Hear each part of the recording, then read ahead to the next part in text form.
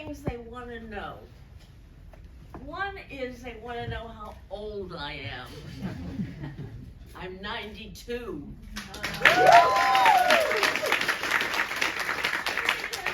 With me, I've been a pretty bad girl. And then they want to know about my health. Well, I have trouble seeing, I have trouble hearing, and of course you can see I have trouble walking. But other than that, I'm in great shape.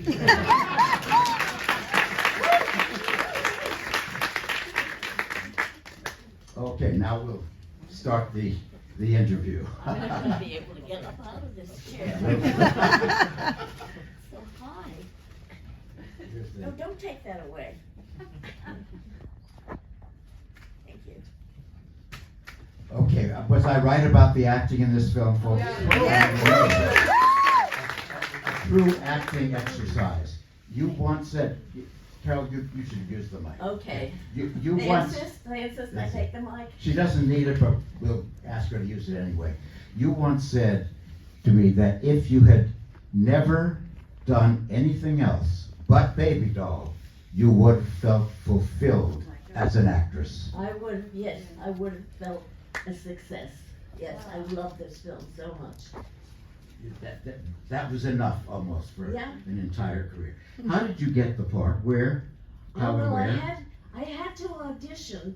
I was in the actor's studio, so that's why they thought of me. And I was the right age, and I guess they thought I was pretty.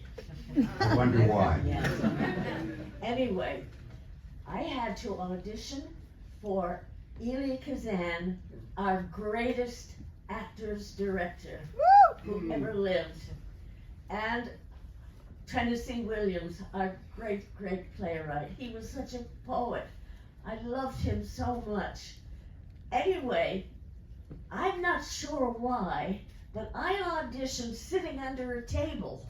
Well, that's what they wanted me to do. So when I read my lines and I was finished, Kazan said, "She's great, she's great, she's perfect for it. Tennessee, what do you think?" Tennessee said, "Well," well, what Kazan said? "Well, I'd like to see her gain 20 pounds, and I'd like to have her paint big red circles on her cheeks with rouge." And Kazan said, "Look, Tennessee, your characters are bizarre enough. I want to try to put a real person in there." And you know, he said that, and one of my questions was, what kind of a name is Baby Doll? Who would be called Baby Doll? And Kazan took us there early to rehearse, but also to meet all the townspeople, which was a wonderful thing to do, because he used a lot of townspeople in the movie, and they were all wonderful. They're terrific. And we met them to assure them that we were a friendly company, that we weren't going to do anything bad. And they, excuse me, sir, what are you doing? No. Taking a picture. Oh, you're taking pictures. Taking pictures. Okay. This is New York these days, you know, you have to be very careful. Okay. So where was I? You're about ready to meet a Baby Doll. Oh, yeah, so I met so one of the women I met, because people invited us into their home for tea or something like that, and I met this one woman, and I didn't know what to do about a southern accent, but she spoke a combination of southern and baby talk. I said, "Oh, there." And then Is when that, I is that asked, how you got furniture? huh? Is that how you got furniture? Yeah, furniture and all the other things I'll say it. Anyway, I was asking everybody, I said, "But the name Baby Doll is so strange. Who's called Baby Doll?" oh, they said, oh, my cousin was called Baby Doll. And somebody said, are you kidding? My pet cow was called Baby Doll. So it was a common name. How long were you rehearsing down there in Benoit? Well, we rehearsed, I think, almost a month. It's wonderful to rehearse. If there are any actors in the audience, you know this. The important thing is as much rehearsal time as you can put in. And you rehearsed on location? Yes, on location. So you had a feel in the house? In the house, in the yard, in the old car, in the swing, using everything so that it all became very natural when we did it, because we'd done it so many times before. Now, you've said, and I already told the audience before, that Kazan is the greatest of all actors, directors. Yes, I thought But so. give us that some was my examples. quote on the back of his book. The back of his book, I quoted it. But He was so great. what made him so great as an actor's director? Well, he had been for a short time an actor himself, but also he really understood the Stanislavski method, which was the fact that you found things within the character that were like things that had happened to you in life, so that everything you said or did was real. So he had me in a room, he took all the actors separately into a room, and then he asked me in what ways I identified with Baby Doll. So I talked about that, so that was very helpful. So that's one thing, he helped us all act. I met him once, and he had eyes that went right through you. He saw you so clearly. Did you feel that he was perceptive beyond normal boundaries? I know, he was So perceptive about people, scarily so. Yeah. But- You throw me off what I was gonna say. Oh. What was I gonna say? About Kazan. Huh? About Kazan. Oh, about Kazan. Oh, yeah. The other great thing about Kazan was the fact that, I've worked with a lot of directors and some of them were really bad. And the bad ones always want to tell you what to do. And they're afraid of anybody giving them a suggestion because that takes away their authority. Not with Kazan. Kazan would take help from anybody. As a matter of fact, he used to ask for it. Now, sometimes when I'm in the bathtub, I wash out my underwear and my stocking, because sometimes some wonderful things happen. And no, Kazan didn't do that. He would just tell you when he thought it was wonderful. I think once he said to me, a little more. But basically, he let you do your job. That's what a great director is. You cast your actor because you think he's right for the part, and then you let him do his job. And he did that with Yes, you guys. he did that. You were all correctly cast. Can I share something you told me? We've been friends for years, so. Oh no! But because this is a film forum audience, they know everything. But Carol told me, and it's the most remarkable insight I've had about the nature of method acting.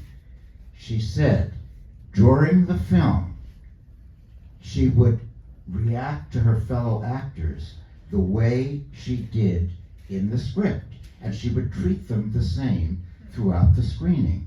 So she was very mean to Karl Malden, on set and off. She had developed a big crush on Eli Wallach, and she was very impatient with Mildred Dunnick. Is that accurate? Yes. Is that method acting? Yes. That's method acting. But you tried to make it up to Karl later in life. I was just a beginner, so I took it a little too far. I could have, accepted that as reality without having to actually want to kiss Eli. But you took it a I little wanted further. to kiss Eli. And I did. But you had a crush on him, and I knew them in life, and they were crazy about each other. Oh yeah, we loved him. We were very good friends, Yes. and also his wife Annie Jackson terrific lady. Loved them both so much. And you did try to make it up to Carl Malden later in life. Oh, yeah. And then when I moved to Los Angeles, I befriended Carl Malden. And when he wrote his book, I went on tour with him to a number of different places. And so did Richard Widmark. And Richard Widmark at one of our stops said, you know, he said, I have a new vocation. I'm selling my friend Carl's book. That's all I'm doing. And that's what you were helping him to do. Yes. I love Carl. Now, in terms of intention, because actors have intention, because I knew and interviewed both Carol and Eli, there's a very interesting dichotomy. You believed that Baby Doll lost her virginity with the intruder. Eli Wallach did not play that. He didn't think so. She's right. Eli was wrong, but it doesn't matter, does it? Well, I don't know. I mean, you played it as the coming-of-age story. Yes. She's no longer Oh, yeah, innocent. the thing is, yes, there was a transition. I felt very strongly about the transition. But she became a woman, so I thought, yeah, they did it. Yeah. And Eli said no. And he said no. He said no. But- Well, maybe Annie was on his mind. But you can see the way Carol plays the last scenes. Isn't she different? Yes. That last walk with that wonderful look in the eye, and it's the first time in the film she wears black. Before that, it's all white. Black at the end. It's a story of coming of age. Yeah. Did you improvise at all, or were you true to every word Tennessee Williams wrote? You don't have to change one comma, one word, one syllable of anything that Tennessee writes. It was You don't perfect. change it. You don't change a You thing. have to be a fool to change it. Perfection. Some of my favorite lines, well, I love when Carl Malden, when Aunt Rose Comfort is serving that terrible dinner. And Carl Malden says to her, Aunt Rose Comfort, you've been cooking around here and cooking around there. How many years you been cooking around people's houses? That's a beautiful That's line. a beautiful line. And the last line, we have to wait till tomorrow to remember, but that was written while you were making the film. Yes, we didn't have an ending to the film. Tennessee wasn't quite sure how to end it. And, oh yeah, and just before the end, Kazan came up to me. After I made the films, and Giant and Baby Doll were released so close together. It was amazing. I got a call on a Sunday morning. It was very early, and it woke me up, and this man said, this is Mr. from the AP. Your film has just been condemned by the Catholic Legion of Decency. And Cardinal Spellman has just stood up in St. Patrick's Cathedral and blasted the film. What do you have to say? I said, which film? But as I told the audience, years later, you found out why the film was condemned by the church. Yes, because the marriage was not consummated. Tennessee made fun of that, and that's a sin in the Catholic Church. Did you know that? That's why the film was condemned. But it's still, don't you think it's a pretty sexy film? Oh yeah, I guess. What that scene on the swing is great acting, because you think they're in boiling Mississippi summer weather. It was actually freezing in December. Yeah, we in between takes we had to chew ice so that you didn't see the breath come out because it was so cold. You told me in that scene you suffered for your art. Oh, absolutely. You were suffering. Yes, we have you here, and we're showing this 50s film festival, and one of the most popular stars of the 50s is James Dean, and you're one of the few people still living who actually knew James Dean quite well. Could you share some memories with us? Yeah. Well, the thing is, I was in the actor's studio, and so was Jimmy, and he was a very silent boy. He was hard to get to know, but we would have evenings where we were away from the studio, and some of us would sit around and we would listen to music.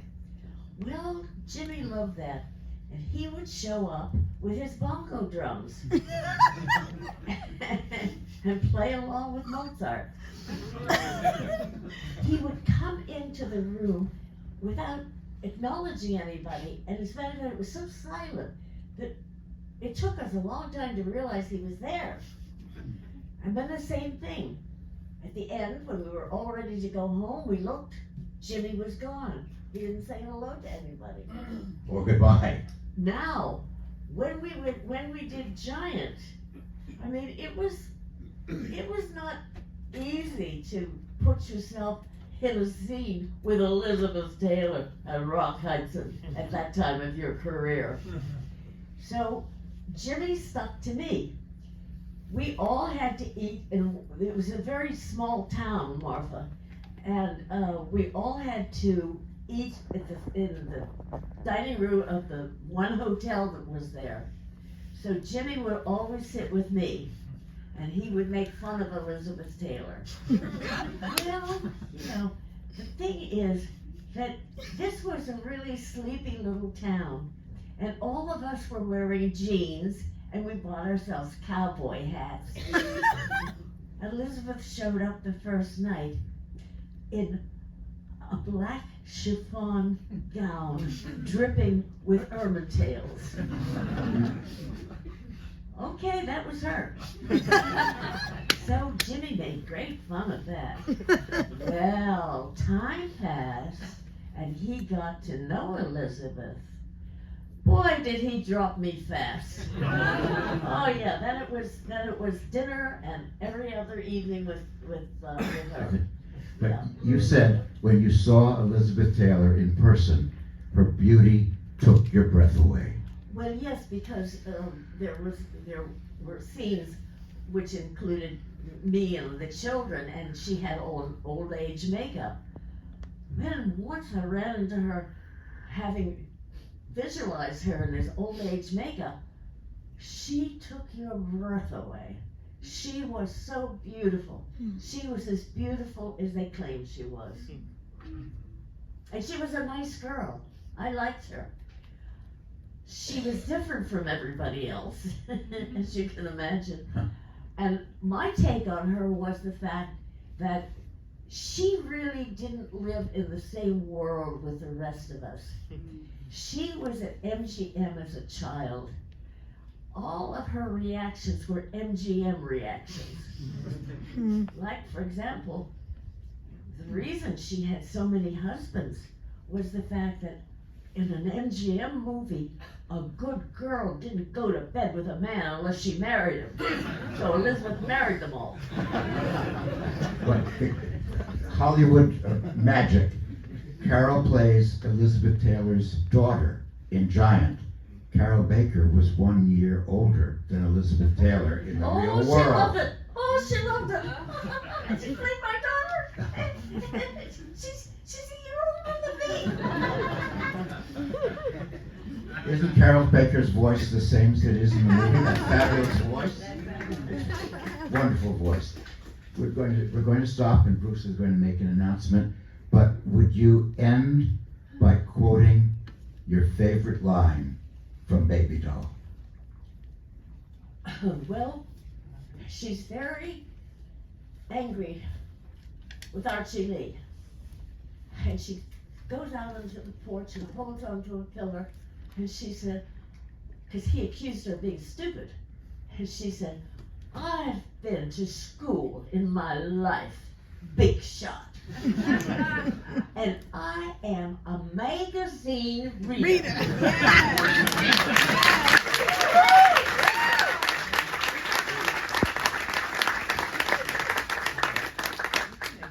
Okay, I can make it. Anyway, my book is on sale at a discount, and Carol, who is quoted throughout the book, will be signing along with me. a unique opportunity to get Carol's signature on a book in which she is quoted from beginning to end.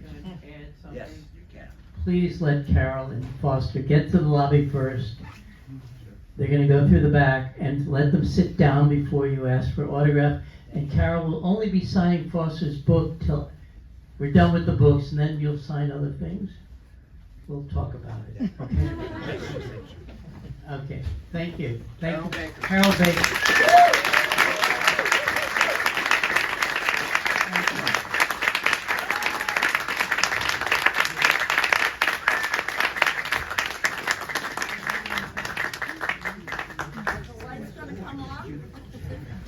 Raymond, put the poster up.